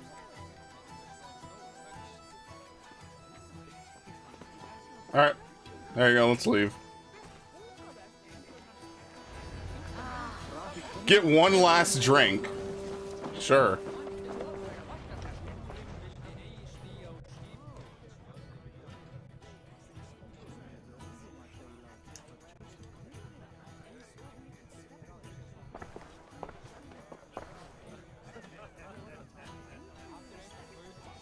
Oh, huh.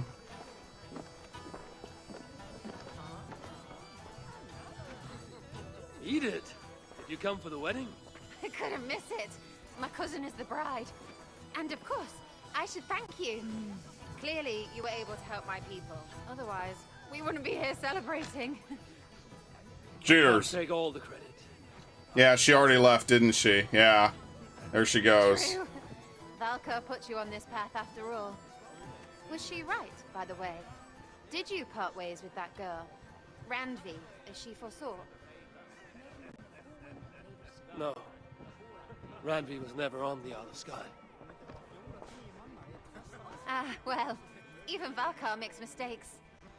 Still, it's good you didn't need to say goodbye to a friend. Damn.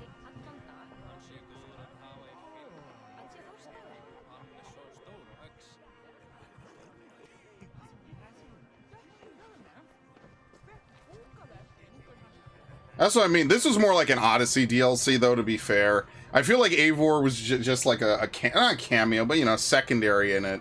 It just really hypes up the Alexios Cassandra plotline more. But which is fine. I think that was a good plotline. It's good to see more and more stuff of it, but... Oh, great, yeah. This is where I want to be, right out in the pigsty. Very nice. How did I end up here? Who knows? Yeah, it's sad, you know? Another 1,200 years of wandering the world, doing menial tasks, basically. Unforgettable night. One last sleepless night.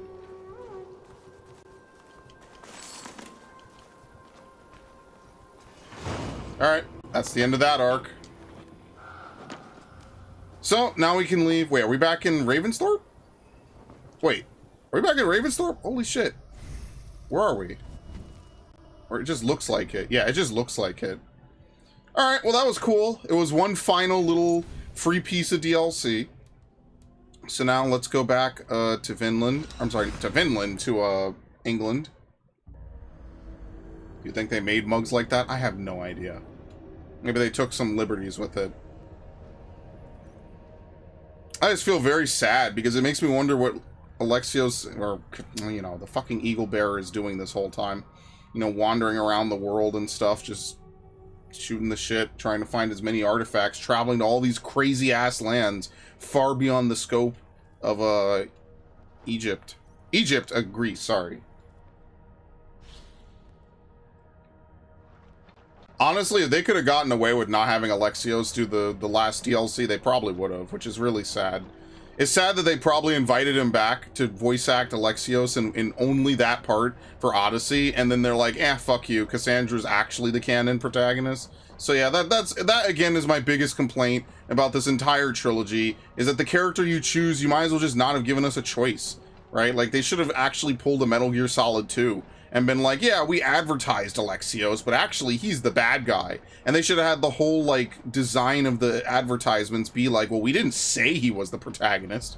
You know, like, we used footage that in the game it's there, right? Like, oh, let's say he gets the spear. Maybe there's a part where Deimos takes the spear from you and uses it for a little bit. That would have been way cooler, because then you could say, oh, well, we didn't know, right? They didn't just flip it halfway. No, of course not. It's a bunch of fucking suits trying to run up their ESG score, so... Very unfortunate. Very unfortunate we couldn't see the ultimate tag team between the two illest Chads in this franchise. But oh well, whatever. I mean, no, it's not whatever. I hate this, like, cop-out, whatever, it is what it is, etc., etc. No, fuck that. It's bullshit. It's absolutely stupid. Because even this isn't canon, because I'm playing male Eivor, which is bullshit. Just want to fucking drop kick something, like what he's doing. A flying knee. Man, I got really good looking armor in both of these games. I'm not gonna lie to you. I definitely put in a good amount of work for all this, which is pretty nice. You have to upgrade everything, but it looks really good. Somehow this game series is like the best transmog system I've seen in a long while. This and 14 is pretty sweet. But yeah, I mean, it would be nice to have maybe a couple more, like, I guess, Cassandra cameos. I don't know. Like, again, there's a whole series that takes place after this. This is only the third game in the timeline, canonically. Technically, it'll be the fourth once Mirage comes out, because Mirage takes place about 20 years before this game. Roughly. And since we know it stars Basim, and we know a lot about him by now, like, obviously that's a little bit different, you know, like, we'll be able to say, oh, you know, Basim, you know, he does his whole thing, and I wonder at what point he becomes aware of his destiny and stuff like that, which will be interesting, which is why it'll be a nice companion piece to this game, while also giving us a glimpse at where the series is going afterwards. Is Basim going to become the new protagonist, technically, or is he merely just here to find his children, you know? And he could give a damn about the whole Assassin Templar plotline. I mean, like, he might be the reincarnation of Loki in like a 1,000-year-old dude, but let's be fair here.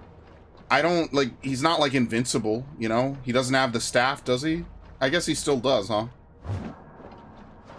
And what's gonna happen with Layla and Desmond, who are floating around in the gray? Are they just in there forever, just to make sure that the world doesn't blow up, pretty much? Who knows? I guess we'll have to wait and see. And that's why it's interesting. There's an ongoing plot that I really like, and I really enjoy this series a lot, because it has that sort of like long-term storyline, which is pretty cool. Okay, so let's make a save. I got they're still selling the season pass. September 7th. Yeah, let's save over that. And then before that, my last save was May 21st, which was when I beat Ragnarok. And then you can even see all the way back here. This is the first save I made, or the last save I made, and then I took a break from this game. And then I basically just ran one save file until the end of the fucking game. That's so crazy, man. Yeah, the poor fellow soldier. Road to Valhalla. And then I guess this was what? DLC 1? Yeah, DLC 1. This must have been DLC 2, which was what? The France one? And then this was Dawn of Ragnarok. So, alright. Very nice. That's 149 hours. And we're not done yet.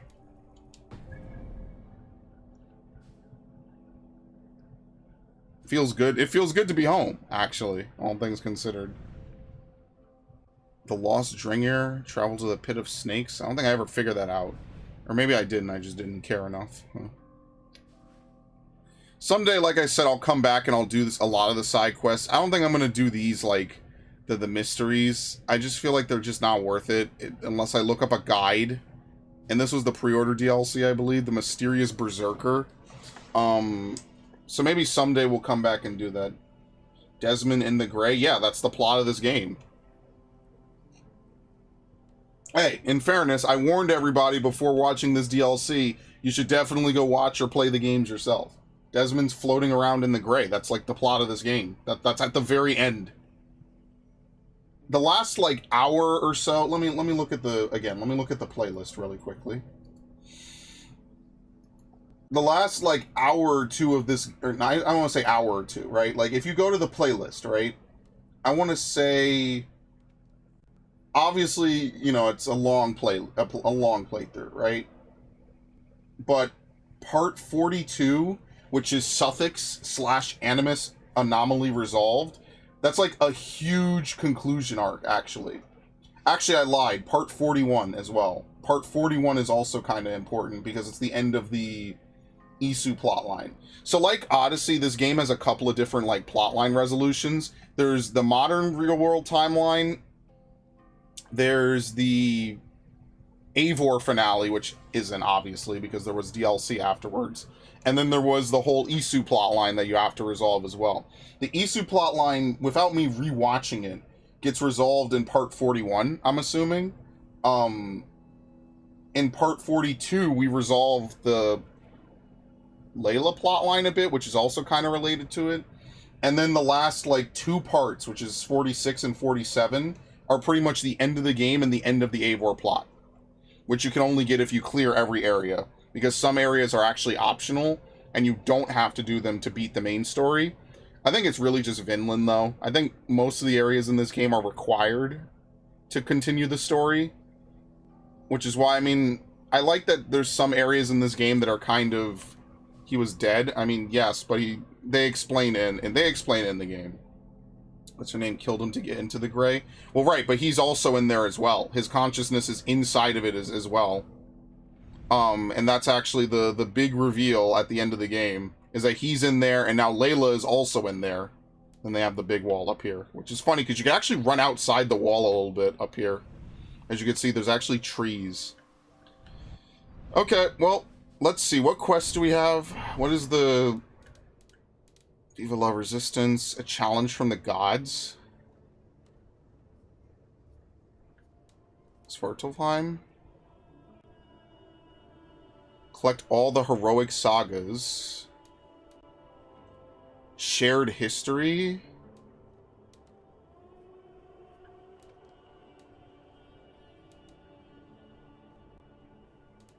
What is this? What is this DLC called? Let me see. Assassin's Creed Valhalla. I almost put Odyssey DLC. I don't even know what it's called. That's the crazy part.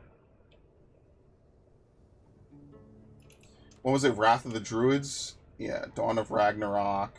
Oh, fuck. Downloadable content. The Legend of Beowulf? Is it the Forgotten Saga? Or is the Forgotten Saga the conclusion?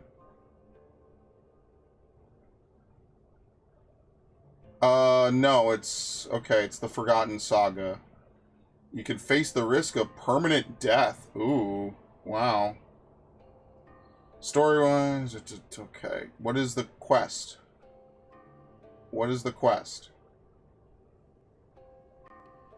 This released in August 2022. Okay, we'll Google it. Let's see. You have to travel... Where the fuck do you go? Oh. Follow the new quest, A Gift from the Other World. Here we go. So I wonder what the final DLC even is. Maybe it is the Raven and the Cuckoo. I don't know. Alright, that's all I need to know. Thank you. Gift from the other world.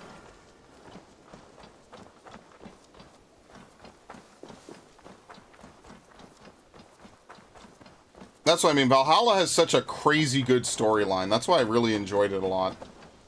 Oh, can we build this? I mean, we have tons. Sure, the brewery. Improves the feast buff, which I never use. You don't really need to use it. I mean, I think that was what was preventing me from getting Ravensthorpe to max rank, is that you have to fully upgrade every house, and I just didn't do it. Which, in fairness, is more content that I technically did not do, but also, in fairness, the base playthrough of this game was about 100 hours, so it's not like I didn't do a lot in this game. I pretty much did almost everything. Wolf-kissed, is that you? Who are you? Do I know you? You were too young to remember me, but I stayed with your household many years ago. This is for you. The Meadhorn of Sutunga. How is this possible? Can you conjure things from dreams? It's only a model. I fashioned it from a story told to me by your father, but since he's dead, I offer it to you. It is exactly like I saw it in my head, as Valhalla described it to me. Have you made Definitely not when I was high. Oh, here she comes. Only if the storyteller is very good. Your father was. He would have made a good skald. Could you do it from dreams or visions? Bring something into this world from another? Not all dreamers speak, and fewer yet speak clearly. Seers talk too much and cloud your vision with... What's this about bringing things into this world from another? More like imagining it into our world. When I have the image, its design speaks to me in a language I do not know, and yet understand. This is Sutunger's Meadhorn, Valka, from Jotunheim. Svarin described it to him. I do not like this business of trafficking in visions. But if it revives good memories of your father, there may be value in it. Alright, I'll make another one of those crazy-ass potions. To let Eivor dream and speak clearly. If you take advantage, your death will be painful. Nah, you need not go to so much trouble. You could give me the recipe. I will bring you a potion. Do not dig too deeply. We do not know the true cost of this. There will be no cost to the gods. You heard him. He does not take things from their realms. He imagines them, then crafts them. Not the cost to the gods. To you. Uh-oh. I will get the work. Anyway. Come by when you want to get started. Do I have to build it? Or is it auto-built? Maybe I could build all the other remaining settlement houses now, actually. Maybe I should try to do that first. Yeah, let me see. What else is left to even be built is the real question. I don't have enough of whatever that is. You can upgrade runes. Okay, never mind. Irish outpost. Passage to Francia. Yeah, I apparently don't have enough. What do you... What even is this? I don't even know. And that's what I mean. Like, if you loot everything in the game, there's not enough resources for you to, you know, fully upgrade and create everything. So, no matter what, you'd have to grind, and I remember saying that or seeing that, and I was like, yeah, I'm alright. Yeah, what the hell is this? Oh, foreign supplies? They can be found during river... Ah, forget it. You could trade with Vaughn. I don't even know what that is. Go, Sunan. There should be enough base game stuff to do it. I don't know. That's what I mean. I kind of stopped caring about this a little bit. I doubt they would have made it harder by adding DLC, but I would like to maybe build everything if I have enough stuff, you know? It's kind of like, why wouldn't I? At this point, we have so many resources and stuff. Like, this thing over here. Does this require foreign stuff? No, I could probably do some of these. Okay. Yeah. We'll get it close, at least.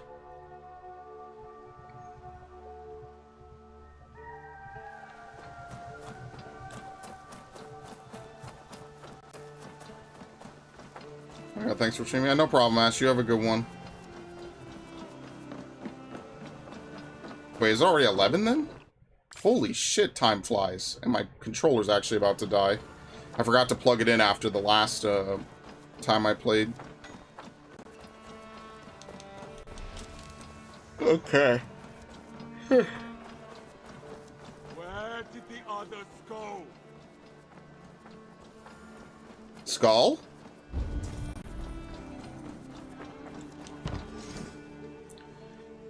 I have exactly 1,000. This is exactly why I'm never gonna finish this. Ever.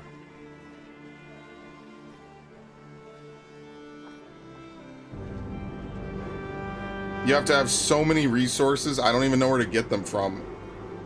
You might be able to go to that first DLC and trade for it, but I doubt it. Oh well, whatever. I'm sure, like, if I were to put a couple hours of grinding into it, it would be an easy fix, right? I'd be able to get the achievement for it or whatever, but it's fine. So maybe we should hold off on this then. And that way we could just start fresh tomorrow. Yeah, maybe I'll do that. That kind of makes a little more sense anyway. I won't shut down this game. I'll just put it on rest mode. And I think before that caused the game to glitch out. But I think that's exactly what I'll do. And then that way we could start fresh. I could have a new thumbnail. And then, I mean, like, yeah, we quit an hour early. I think that kind of makes a little more sense. So, alright. We'll start the roguelite tomorrow. I don't know if I'll like it a lot. I mean, I guess we'll just have to wait and see how it is. And we are officially at 150 hours on the playthrough. Obviously, the playthrough's a little longer because of loading and everything like that. But thank you all for joining me. I hope to see you all later. Have a good one. And we will continue this tomorrow. Now, Friday will not be this game. Friday will be more Pokemon. And I'm going to move Engage off of tomorrow. I'm going to do that right after I end this stream. So, all right. Very nice.